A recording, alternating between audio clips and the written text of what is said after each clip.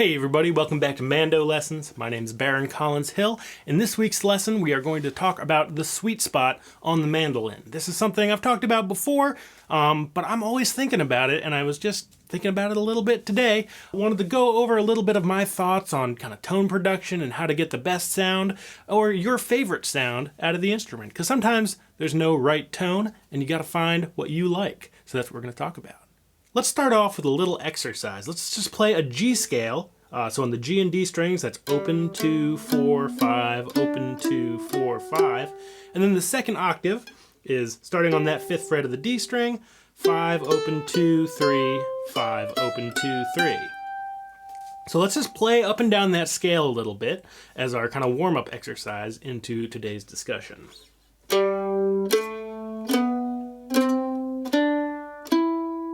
Pull as much tone out of the instrument as you can. Let's do the second octave.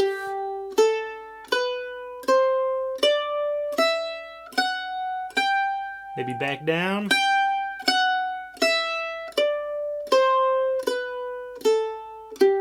And the second octave.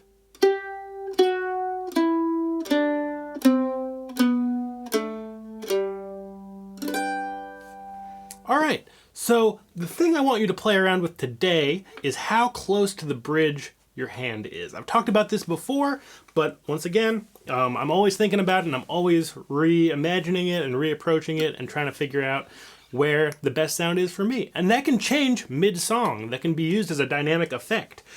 So ultimately, let's play really close to the bridge, just about as close as you can get. It's not going to sound the best. You know, it's going to be pretty quiet if you're right up next to the bridge, but if you move your hand just a little away, you get kind of a brighter, kind of more aggressive, in a nice way, sound.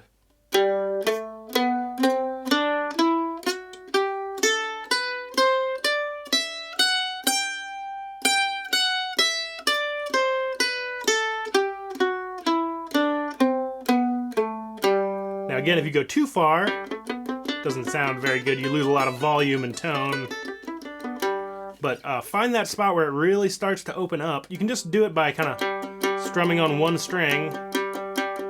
Oh, there it is.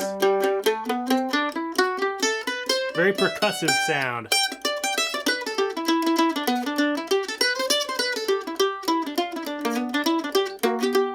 Something you hear a lot in bluegrass. Now, if we keep going away from the bridge, you get into that really percussive sound that we just had.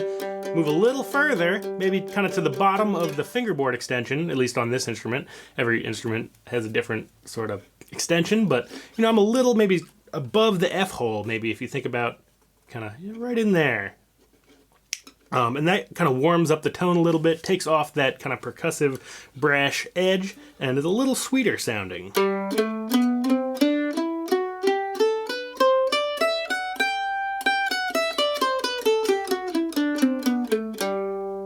So again, too close to the bridge, no volume. A little further away,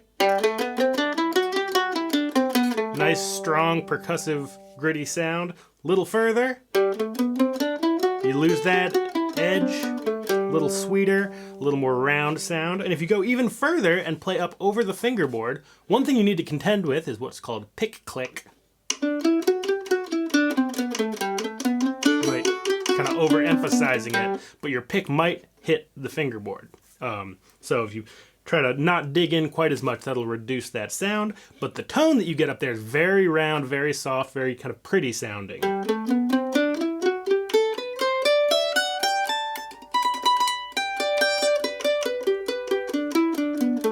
And if you go too far, up by like maybe the 12th fret, start getting this sort of hollow sound.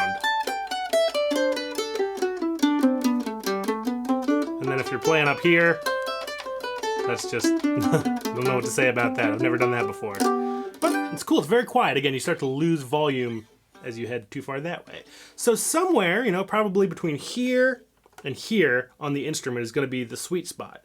Now, sometimes if I'm playing along and I feel like I'm not really cutting through in the ensemble, like maybe a bluegrass group where there's a banjo, loud dreadnought guitar, a loud fiddle, bass, if I want to cut through a little more and I'm playing here,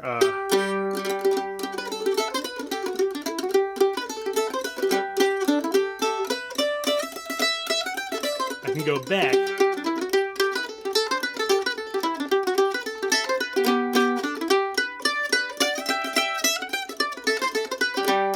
And that kind of makes it a little more, again, aggressive or shrill, but in a nice way. I don't know exactly what the right term is, but it really kind of cuts through in a nice way. It's a little more treble-y. Maybe that's the word I'm looking for. Or maybe if you're playing something that's really sweet and soft and quiet, or you're in a smaller group where people aren't kind of constantly playing pretty loud like they do in bluegrass, maybe it's a little more kind of spacious number, like a nice waltz. You can go up over the fingerboard. So I might...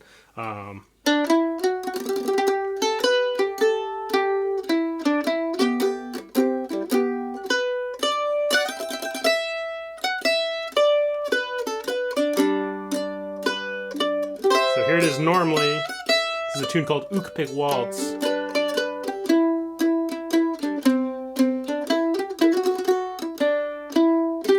And then if I go over...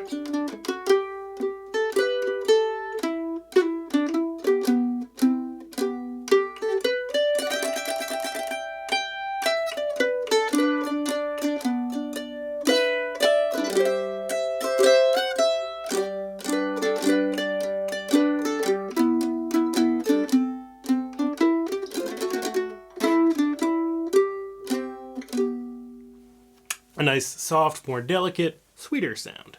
So that's what I wanted to talk about. Take a little moment, turn me off, stop listening to me, and just play a little bit in those different positions. Really focus in on the sound and see where it is that you like the sound of the instrument the best, where the sweet spot is on your instrument. It really is instrument dependent as well. It's not just, here's where you get this sound, here's where you get this sound. Every instrument is different, every player is different, everyone has a different technique. So really kind of focusing down to a single variable, like where on the string length am I striking the strings. That's a great way to kind of not overthink of like, okay, I got my technique and I've got my pick angle and I've got that and how deep in am I picking into the instrument. Sometimes you just need to focus on a single variable, and that's what I wanted to do today. So take time, really find that sweet spot on your instrument, and your tone will benefit. Thanks so much for watching. Check out the links in the description. I have an awesome Mando Lessons Academy community where we have a tune-a-month challenge as well as monthly workshops, and a really great friendly community. Really, everybody's really on everybody else's team and rooting for each other. It's a really wonderful spot. As well, I also have a course called the Comprehensive Mandolin. If you want more information on either of those, just check the links in the description. You'll find them down there, and I hope to see you over there as well, because those are two really great fun things that I hope you'll check out. Thanks so much for watching. I'll see you again soon. Bye-bye.